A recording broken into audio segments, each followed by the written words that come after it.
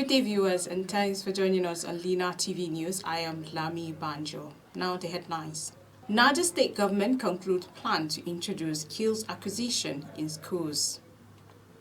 Niger State House of Assembly resumed plenary after 6 weeks recess.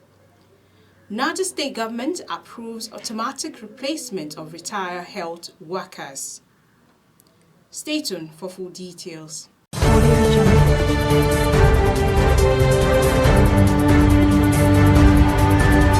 Niger State government has said that it will introduce skill acquisition in junior and secondary schools. Commissioner for Basic and Secondary Education, Dr. Hadiza Mohammed, disclosed this during the Post-State Executive Council press briefing at the Government House, Mina. Aisha Gambudang Azimi completes the report. The commissioner explained that the skills acquisition, which will be done every Friday, will commence from next term. She said this has become necessary because not everyone could earn a living through a white-collar job, and charting them young is the best approach. The commissioner enumerated some other measures taken by the ministry to revamp the education sector, especially basic and senior education, in line with education policy of the federal government. She said the education system will now start from the Early Child Care Development Education (ECCDE) at age 3, thereby counseling direct admission into primary 1. The commissioner said that the teachers could be trained to handle the ECCDE level and that only at the basic education level, National Certificate of Education (NCE) holders could be allowed to teach, and that the minimum requirement for senior secondary school teachers will be a first-degree certificate. The commissioner also stated that the repositioning of basic and secondary school education has led the Federal Ministry of Education to collapse the Secondary School Board as well as Science Technical Board into Senior Secondary School Board. Dr. Hadiza Mohammed noted that the ministry is looking into community-based posting of teachers with a view of posting teachers to school around their residing communities for effective and efficient service delivery. The commissioner said that the ministry will also come up with criteria for outstanding students to enjoy free sponsorship for WAEC, NECO, and NAPTEB by the state governments, pointing out that the Federal Science and Technical College (KUTA) has given the state government 750 admission slots and that the government has offered to sponsor their education.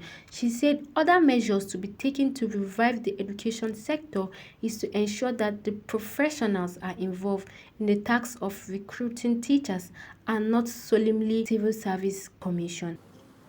The Speaker, Niger State House of Assembly, Right Honorable Barrister Abdul Malik Muhammad Sarkin Daji, has welcomed back honorable members of the House from their annual recess and used the opportunity to encourage them, as a matter of necessity, to use every available time to make impact in their legislative assignments.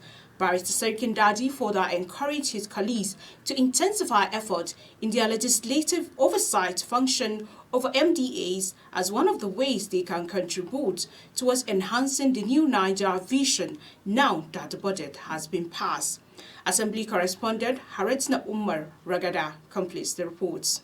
The Speaker added that the 10th Assembly will continue to encourage the Executive to put in place independent peer review mechanism to assess the performance of the budget periodically, to identify performance gaps and intervene accordingly in order to ensure overall success of the budget. He appealed to his colleagues to sponsor more private member bills as one of the instruments that they can use to create laws that will impact positively on our people for good governance, adding that motions are good, but bills are more impactful and have long-lasting effects.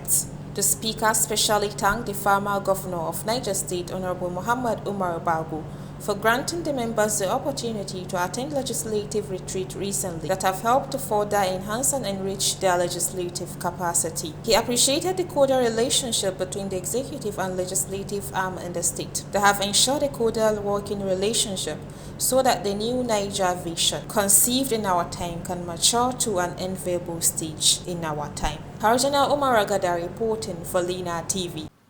Niger State government says it will embark on the construction of the state-of-the-art emergency operations centers to allow for coordination and monitoring of vital services at the primary healthcare centers across the state. Commissioner for Primary Healthcare, Dr. Ibrahim Muhammad Dangana, disclosed this during the post-State Executive Council press briefing at the Government House, Minna. He also hinted that government has approved automatic replacement of all retired health workers, in addition to the recruitment of 1,000 health workers. Government House correspondent Aisha Gambudan Azibi has the details.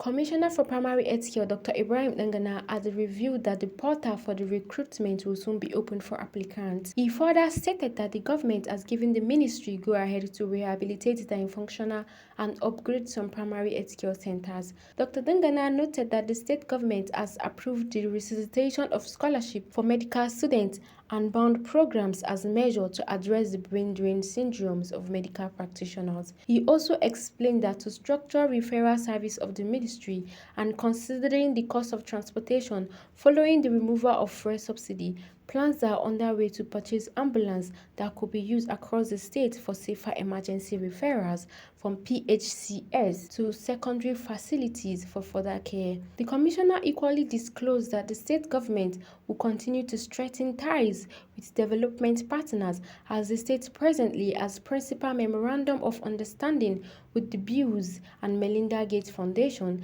GIZ, and Global Alliance for Vaccine Initiative, as well as UNICEF, among others.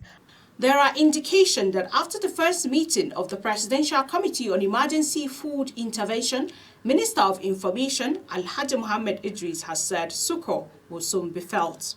The minister explained that the meeting discussed the opening of the strategic food silos across the country, saying, however, that the modalities of releasing their content to the public will be laid out in their subsequent meetings. He also said that government had begun discussions with major local millers and commodity traders to get information on what they have in stock, adding that such will provide insight into the appropriate level of intervention needed. Alhaji Mohammed Idris emphasized that government's intervention was extremely necessary to thwart the bad intention of those wanting to take advantage of the situation to make the matters worse. The Minister of Information said government will make a definite pronouncement on the outcome of the ongoing deliberation on the current food crisis being experienced.